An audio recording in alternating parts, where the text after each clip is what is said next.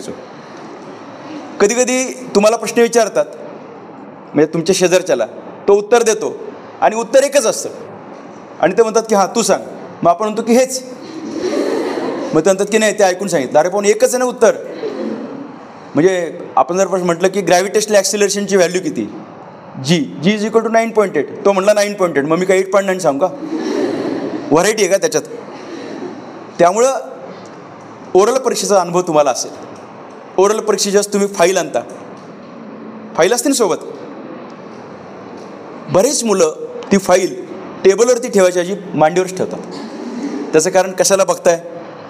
2 रात्रीमध्ये जागून पूर्ण केलेलं जर्नल आहे का नाही? काय लिहिलं आहे माहीत नाही आहे. आणि जर त्यांनी विचारलं हे म्हणजे काय, तर नाही सांगता यायचं. म्हणून बरेच जण असे नुसते असे बसतात, टेबलाच्या खाली फाईल लपवले असते.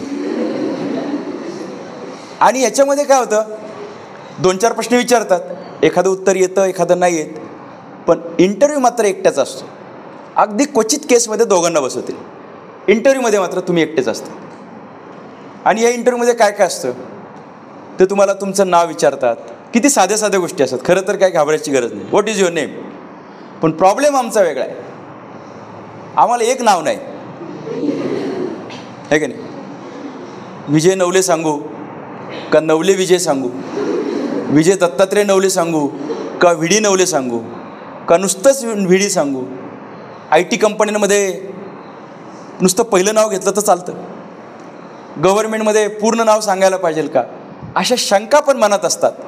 आणि म्हणून व्हॉट इज युअर नेम म्हणलं तरी मुलं गडबडतात.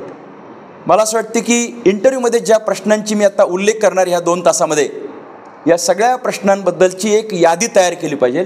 आणि ह्याची उत्तरं मी म्हणेल तुम्ही प्रॅक्टिस करा. जी आपण प्रॅक्टिस करतो ते आपलं चुकत नाही. मग अशी जनगणमन झालं, जनगणमन आपण पहिलीत असल्यापासून म्हणतोय, त्याच्या आधीपासून म्हणतोय, ते चुकत नाही आपलं.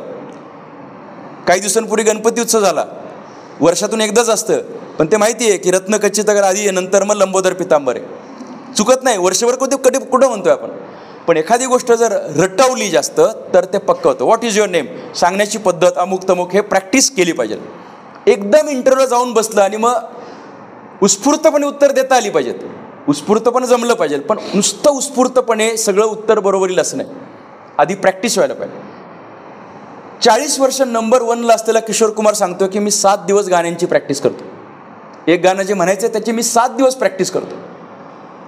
पण आमची सवय वेगळी. आम्हाला सिलेबस 2 दिवस आधी माहीत नसतो, पण आदल्या रात्री आम्ही रात्रभर जागून अभ्यास करतो आणि परीक्षेत मार्क लिहितो. विश्वेश्वरांपेक्षा मोठे आहेत आपण. कारण ही मंडळी 4-4 वर्ष अभ्यास करत असायची. आपण मात्र परीक्षेच्या शेवटच्या पॉईंटला अगदी कुणी काय म्हणू नये म्हणून तेवढंच करतो. पण मी तुमच्याबद्दल बोलत नाही, कारण तुम्ही हुशार मुलं आहेत.